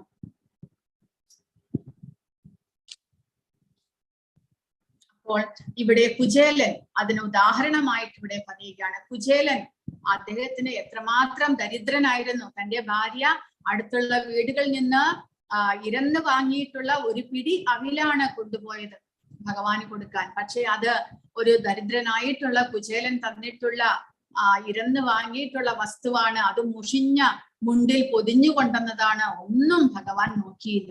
അദ്ദേഹത്തിന്റെ ഭാര്യ എത്രമാത്രം പ്രീതിയോടുകൂടി അയച്ചതാണ്. ഈ സുദാമ എന്നുള്ള കുചേലൻ തന്റെ ഏറ്റവും അടുത്ത സുഹൃത്താണ്. അദ്ദേഹം തനിക്കത് നൽകാൻ തന്നെ മടിക്കുന്നു. കാരണം ഇത്രമാത്രം പഴകിയ ഒരു വസ്തുവല്ലേ താൻ കൊണ്ടുവന്നിരിക്കുന്നത് എന്ന് വിചാരിച്ചുകൊണ്ട്. പക്ഷെ എങ്കിലും ഭഗവാൻ കണ്ടത് അദ്ദേഹത്തിന്റെ ഭക്തിയാണ്, പ്രീതിയാണ് കണ്ടത്. അത് സ്വീകരിക്കുക മാത്രമല്ല, അതിനനുസരിച്ച് ഭഗവാൻ അദ്ദേഹത്തിന് ഇന്ദ്രനോട് തുല്യമായിട്ടുള്ള ഐശ്വര്യം കൊടുക്കുകയും ചെയ്തു. അതുകൂടാതെ ശബരിയുടെ കഥ എല്ലാവർക്കും അറിയാം. ശബരി അനേകം വർഷങ്ങളാണ് ശ്രീരാമചന്ദ്രനെ കാത്ത് അവിടെ ഇരുന്നത്. അവർ ഓരോ ദിവസവും കാട്ടിൽ പോയിട്ട് കാട്ടിലുള്ള ഫലങ്ങളെല്ലാം പറിച്ചു കൊണ്ടുവന്ന് വീട്ടിൽ ശേഖരിച്ചു വെക്കും. എപ്പോഴാണ് ഭഗവാൻ വരുന്നത് എന്ന് അറിയില്ലല്ലോ. അപ്പോൾ ഭഗവാനെ സ്വീകരിച്ചിരുത്തി കൊടുക്കുവാനായിട്ട് പറമ്പെല്ലാം വൃത്തിയാക്കി, തോട്ടമെല്ലാം വൃത്തിയാക്കി, അടിച്ചുവാരി വൃത്തിയാക്കി വെക്കും. കൂടാതെ ശുദ്ധമായിട്ട് പഴങ്ങളെല്ലാം പറിച്ചു കൊണ്ടുവന്ന് ദിവസവും ശേഖരിച്ചു വെക്കും. അങ്ങനെ ഒരു ദിവസം അവർ ഇതെല്ലാം ചെയ്തു കഴിഞ്ഞപ്പോഴാണ് ഭഗവാൻ സ്വയം വരുന്നത്. ഭഗവാൻ അവർ ഇതെല്ലാം അർപ്പിച്ചു. എങ്ങനെയാണ് അർപ്പിച്ചത്? സ്വന്തമായിട്ട് ആദ്യം തന്നെ കടിച്ചു നോക്കി, അതിനെന്തെങ്കിലും ടേസ്റ്റ് വ്യത്യാസമുണ്ടോ, പുളിയുണ്ടോ എന്ന്. മധുരമുള്ളത് മാത്രമേ അവർ ഭഗവാന് കൊടുത്തുള്ളൂ. അപ്പോൾ നമ്മൾ വിചാരിക്കും, ആ ശബരി കടിച്ചതിന്റെ ഉച്ഛിഷ്ടമല്ലേ ഭഗവാന് കൊടുത്തത്? അതാണ് ഭഗവാൻ ഇവിടെ പറയുന്നത്. പ്രീതിയോടുകൂടി, സ്നേഹത്തോടുകൂടി, ഭക്തിയോടുകൂടി തരുന്നത് എന്തും ഞാൻ സ്വീകരിക്കുമെന്ന്. അപ്പോൾ ശബരിയുടെ ഭക്തിയാണ് ഭഗവാൻ അവിടെ കണ്ടത്. ഉച്ഛിഷ്ടമല്ല ഭഗവാൻ കഴിച്ചത്, പിന്നെയോ ശബരിയുടെ ഭക്തിയെയാണ് ഭഗവാൻ സ്വീകരിച്ചത് എന്ന് മനസ്സിലാക്കുക. അതുകൂടാതെ വിതുരരുടെ കഥയാണ് മഹാഭാരതത്തിലെ കഥ. ഭഗവാൻ ദൂതനായിക്കൊണ്ട്, അതായത് പാണ്ഡവർക്ക് പദ്യരാജ്യം തരണമെന്ന് ദുര്യോധനാദികളോട് പറയാൻ വേണ്ടിയിട്ട് ഭഗവാൻ കൃഷ്ണൻ സ്വയം കൗരവരുടെ കൊട്ടാരത്തിലേക്ക് എത്തുന്നു. പക്ഷെ അവിടെ ദുര്യോധനൻ അതിന് സമ്മതിക്കുന്നില്ല. ദുര്യോധനൻ ഭഗവാനെ പിടിച്ചു കെട്ടാനെല്ലാം പുറപ്പെടും. അങ്ങനെ ദേഷ്യപ്പെട്ട് ഭഗവാൻ അവിടെ നിന്ന് പുറത്തേക്ക് വരുന്നു. ദുര്യോധനന്റെ ലഞ്ച് ഒന്നും ഭഗവാൻ കഴിക്കില്ല. നേരിട്ട് വിതുരരുടെ വീട്ടിലേക്കാണ് വരുന്നത്. വിതുരരുടെ ഭാര്യ മാത്രമേ അവിടെ ഉണ്ടായിരുന്നുള്ളൂ. അവർ ഭഗവാനെ കണ്ടവർക്ക് സംഭ്രമമായി. കാരണം രണ്ടുപേരും ഭഗവാന്റെ ശുദ്ധ ഭക്തന്മാരായിരുന്നു. ഭഗവാൻ സ്വയം തങ്ങളുടെ വീട്ടിലേക്ക് എഴുന്നള്ളിയത് കണ്ടിട്ട് അവർക്ക് വളരെയധികം ആനന്ദം ഉണ്ടാകുന്നു. ഭഗവാനെ ഒരിക്കൽ ഇരുത്തുന്നു. ഭഗവാൻ എന്തെങ്കിലും കൊടുക്കണ്ടേ? അവർ ഒരു പ്ലേറ്റിൽ പഴങ്ങൾ കൊണ്ടുവന്നു. പഴങ്ങൾ കൊണ്ടുവന്നിട്ട് ഭഗവാന്റെ മുഖത്തേക്ക് നോക്കി ആ ആനന്ദത്തോടു കൂടി ഭഗവാന് സമർപ്പിക്കുകയാണ് ഓരോരോ പഴങ്ങളായിട്ട്. പക്ഷെ വിതുരർ ദൂരെ നിന്ന് വരികയുണ്ടായി. വിതുരർ നോക്കുമ്പോൾ വിതുരർ അന്താളിച്ചു പോയി. കാരണം തന്റെ ഭാര്യ ചെയ്യുന്നത് എന്താണ്, എന്ത് വിഡ്ഢിത്തമാണ് കാണിക്കുന്നത് എന്ന്. കാരണം പഴത്തിന്റെ തൊലി പൊളിച്ചിട്ട് ഭഗവാന് കൊടുക്കുന്നു, പഴം ദൂരെ കളയുന്നു. അങ്ങനെയാണ് വിതുരപത്നി ചെയ്യുന്നത്.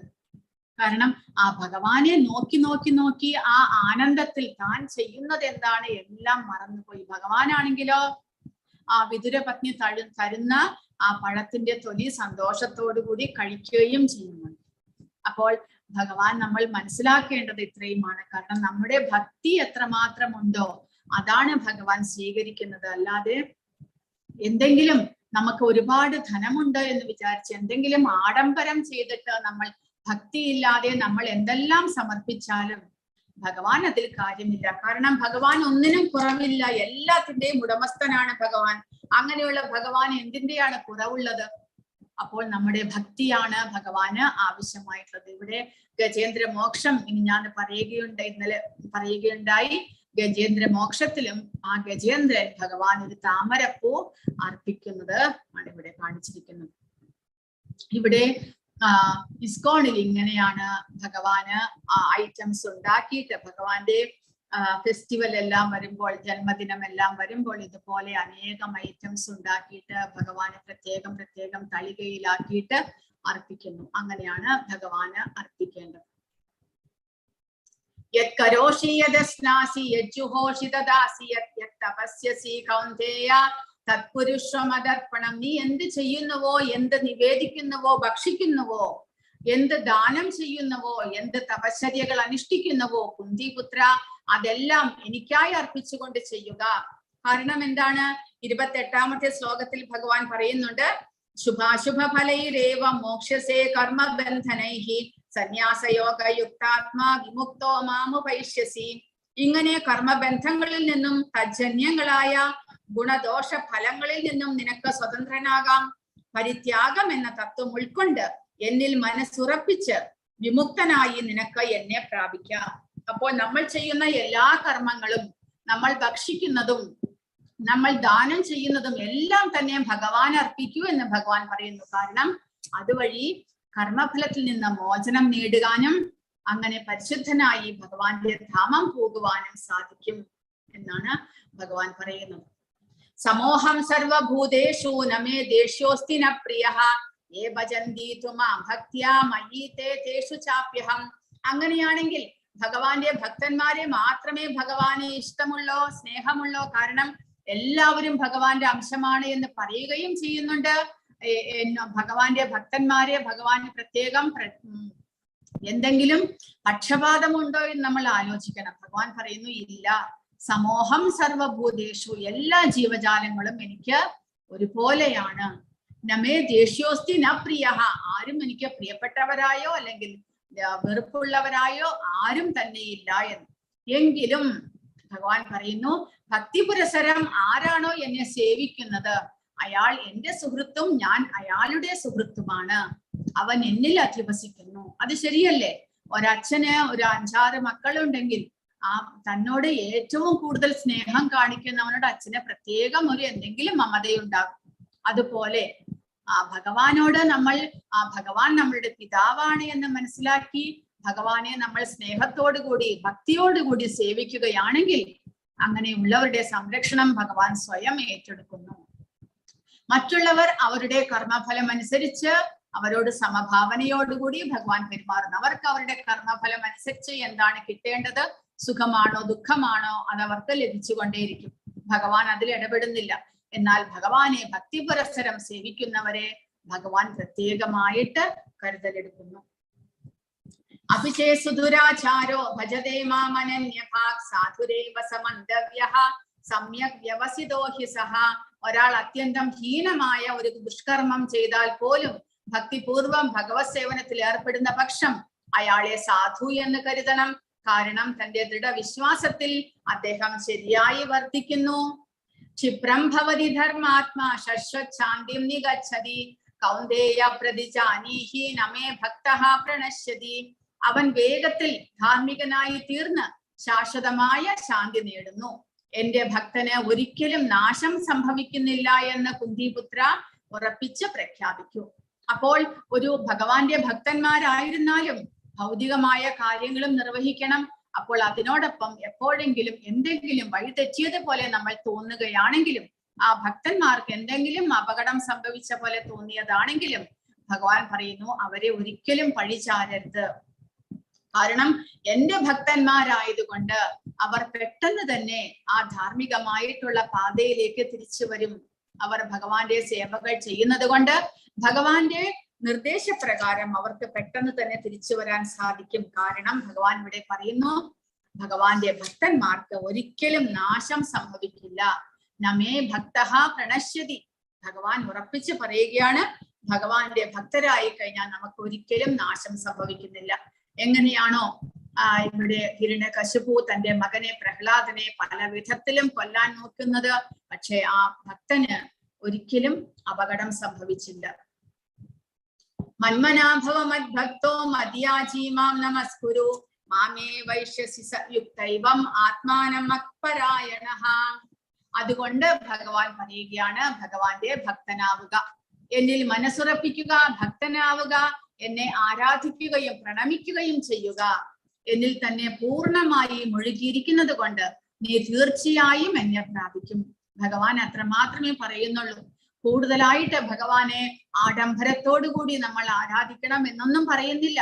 അതിനെല്ലാം കഴിവുള്ളവർ, വളരെയധികം ധനസമ്പത്തുള്ളവർക്ക് ഭഗവാന്റെ ഒരു അമ്പലം ഉണ്ടാക്കാം, ഭഗവാനെ പ്രതിഷ്ഠിക്കാം, അവിടെ ഭഗവാനെ പല ഉന്നതമായിട്ടുള്ള വിലയുള്ള ആടയാഭരണങ്ങളെല്ലാം ചാർത്താം. അതെല്ലാം ഭഗവാൻ ഇഷ്ടമാണ്. ഭഗവാൻ അലങ്കാരപ്രിയനാണ് എന്നാണ് പറയുന്നത്. ഭഗവാൻ ഭോജനപ്രിയനാണ് എന്നും പറയുന്നുണ്ട്. അപ്പോൾ കഴിവുള്ളവർ അങ്ങനെയെല്ലാം ചെയ്യാം. കഴിവില്ലാത്തവരും സാധാരണക്കാർക്കും ഭഗവാനെ ആരാധിക്കാം. ഭഗവാൻ പറയുന്നത് ഭഗവാനിൽ മനസ്സുറപ്പിക്കൂ, ഭഗവാന്റെ ഭക്തനാകൂ, ഭഗവാനെ നിരന്തരം പ്രണമിക്കൂ എന്ന് മാത്രമാണ് ഭഗവാൻ പറയുന്നത്. ഭഗവാനെ ആരാധിക്കുക. പത്രം, പുഷ്പം, ഫലം, തോയം എന്തെങ്കിലും ഒന്ന് ഭഗവാന് സമർപ്പിക്കുക. ദിവസവും നമ്മൾ പാല് വാങ്ങിക്കുന്നുണ്ടെങ്കിൽ ശുദ്ധമായ പാല് കാച്ചി ഒരു ഗ്ലാസ് ഭഗവാന് സമർപ്പിക്കാം. പിന്നീട് നമുക്കത് തിരിച്ചെടുത്ത് നമുക്ക് ഉപയോഗിക്കാം, തെറ്റൊന്നുമില്ല. അതുപോലെ ദോശ, ഇഡലി എല്ലാം നമ്മൾ വീട്ടിൽ ഉണ്ടാക്കുന്നു, അരിയാഹാരം ഉണ്ടാക്കുന്നു, ഗോതമ്പ് ചപ്പാത്തി ഉണ്ടാക്കുന്നു. ശുദ്ധമായിട്ട് ഇതെല്ലാം സസ്യഭോജനങ്ങളെല്ലാം തന്നെ ശുദ്ധമായിട്ട് ഉണ്ടാക്കിയിട്ട് ഭഗവാന് നിവേദിച്ചിട്ട് പ്രസാദം നമുക്ക് എടുക്കാം. ഒരു കുഴപ്പവുമില്ല അതിലെല്ലാത്തിലും. എല്ലാം നമ്മൾ ചെയ്യുന്ന കാര്യങ്ങൾ തന്നെ ഒന്ന് വിധം മാറ്റിയിട്ട് നമ്മൾ ചെയ്യുന്നു അത്രമാത്രം. നമ്മൾ ദൈനംദിനം ചെയ്യുന്ന എല്ലാ പ്രവൃത്തികളും അതേപോലെ തന്നെ ചെയ്യുക. പക്ഷേ അതിനോടൊപ്പം ഭഗവാനെയും കൂടെ ചേർക്കുക, അത്രമാത്രമേ ഉള്ളൂ. ദിവസവും നമ്മൾ നമുക്ക് വേണ്ടി ആഹാരം പാചകം ചെയ്യുന്നു. പക്ഷെ ഇനി മുതൽ കുറച്ച് ഭഗവാന് വേണ്ടി എന്ന് പറഞ്ഞുകൊണ്ട് ശുദ്ധമായിട്ട് ഒരു 4 ചപ്പാത്തി ഉണ്ടാക്കുകയാണെങ്കിൽ 4 ചപ്പാത്തി ശുദ്ധമായിട്ട് ഭഗവാന് വേണ്ടി എന്ന് പറഞ്ഞുകൊണ്ട് ഉണ്ടാക്കി ഭഗവാന് സമർപ്പിച്ചിട്ട് ശേഷം നമ്മളത് സ്വീകരിക്കുക. അങ്ങനെ ഒരു ചെറിയ മാറ്റം വരുത്തി കഴിഞ്ഞാൽ ഭഗവാൻ പറയുന്നത് നമ്മുടെ ജീവിതത്തിൽ വലിയ വലിയ മാറ്റങ്ങൾ ഉണ്ടാകുന്നു. നമ്മുടെ കർമ്മഫലങ്ങൾ നീങ്ങി നമുക്ക് പരിശുദ്ധരാകുവാനും അതുമൂലം ഭൗതിക ക്ലേശങ്ങളെ നമുക്ക് ഇല്ലാതാക്കുവാനും സാധിക്കുന്നു. ഈ ആധികളും വ്യാധികളും എല്ലാം നമ്മുടെ ജീവിതത്തിൽ നമുക്ക് വരുന്നത് കാരണം ഈ കർമ്മഫലങ്ങളാണ്. പക്ഷെ ഭഗവാൻ അർപ്പിക്കുക വഴി നമ്മുടെ കർമ്മഫലങ്ങളെ നമുക്ക് ഇല്ലാതാക്കുവാൻ സാധിക്കുന്നു. അതുകൊണ്ട് ഭഗവാൻ പറയുന്നു ഇത്ര മാത്രമേ ഉള്ളൂ. ഭഗവാനിൽ മനസ്സുറപ്പിക്കുക, ഭഗവാന്റെ ഭക്തനാകുക, ഭഗവാനെ ആരാധിക്കുകയും പ്രണമിക്കുകയും ചെയ്യുക. ഇത്ര മാത്രം ചെയ്യാനായിട്ട് നമുക്ക് അധികം പണച്ചെലവിന്റെ ഒന്നും ആവശ്യമില്ല. നമ്മുടെ ജീവിതത്തിലേക്ക് ഭഗവാനെയും കൂടെ ചേർക്കണം എന്നത് മാത്രം. അപ്പോൾ ഭഗവാനെ കുറച്ച് സ്പെഷ്യലായിട്ട് ശുദ്ധിയോടുകൂടി ഭക്തിയോടുകൂടി നമ്മളെല്ലാം സമർപ്പിക്കണം. ശേഷം നമുക്ക് നഷ്ടമൊന്നും വരുന്നില്ല, അതില് നമുക്ക് അധികം ജോലിയും വരുന്നില്ല. കാരണം നമ്മൾ ദൈനംദിനം ചെയ്യുന്ന എല്ലാ കാര്യങ്ങളും തന്നെ ആണ് ചെയ്യുന്നത്. അതിനോടൊപ്പം ഭഗവാനെയും കൂടെ ചേർത്തു എന്ന് മാത്രം. അതുകൊണ്ട് നമുക്ക് അധികം ജോലി തിരക്കൊന്നും വരാൻ പോകുന്നില്ല. കൃഷ്ണകഥകളുടെ ശ്രവണം, കീർത്തനം മുതലായ 9 പ്രക്രിയകളിൽ ഏർപ്പെടണം. ഭക്തിഭരിതമായ ഭഗവത് സേവനമാണ് മനുഷ്യവർഗത്തിന്റെ അതിൽകൃഷ്ടമായ നേട്ടം. വിഗ്രഹത്തിന് മുന്നിൽ തല കുനിക്കുകയും തന്റെ ശരീരത്തെയും മനസ്സിനെയും കർമ്മങ്ങളെയും എല്ലാം കൃഷ്ണാർപ്പണമായി തീർക്കുകയും വേണം. അങ്ങനെ വ്യതിചലിക്കാത്ത വിധം കൃഷ്ണനിൽ സ്വയം മുഴുകിയിരിക്കുവാൻ കഴിയും. ഇത് കൃഷ്ണലോക പ്രാപ്തിക്ക് സഹായിക്കും. ബുദ്ധിമാനായ മനുഷ്യൻ നേരെ കൃഷ്ണാവബോധ പ്രക്രിയയിൽ ഏർപ്പെടുകയാണ് വേണ്ടത്. അങ്ങനെ ചെയ്താൽ ഈ ഭൗതിക ലോകത്തിലും അയാൾക്ക് സന്തുഷ്ടനായി ജീവിക്കാം. അവസാനം കൃഷ്ണന്റെ ഉത്കൃഷ്ട ഉപഹാരം നേടുകയുമാകാം. അപ്പോൾ ഈ ഭൗതിക ലോകത്തിലും നമുക്ക് സന്തുഷ്ടനായി ജീവിക്കണമെങ്കിൽ നമ്മുടെ ജീവിതത്തിൽ ആദികൾ, വ്യാധികൾ ഇവയൊന്നും തന്നെ വരരുത്. ക്ലേശങ്ങളൊന്നും തന്നെ ഉണ്ടാകാതിരിക്കണം. അതെല്ലാം ഉണ്ടാകാതിരിക്കണമെങ്കിൽ നമ്മൾ ഭഗവദർപ്പിതമായിട്ട് എല്ലാ കർമ്മങ്ങളും ചെയ്യണം. അതാണ് ഇവിടെ പറയുന്നത്.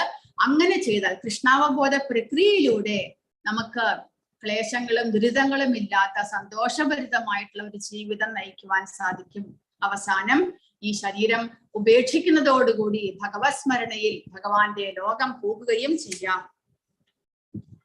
ഇത്രയുമാണ് ഇന്നത്തെ അധ്യായത്തിലൂടെ ഭഗവാൻ പറഞ്ഞു തന്നിരിക്കുന്നത്. ഹരേ കൃഷ്ണ കൃഷ്ണ കൃഷ്ണ ഹരേ ഹരേ, ഹരേ രാമ രാമ രാമ ഹരേ ഹരേ. ആർക്കെങ്കിലും എന്തെങ്കിലും ചോദ്യങ്ങളോ സംശയങ്ങളോ ഉണ്ടെങ്കിൽ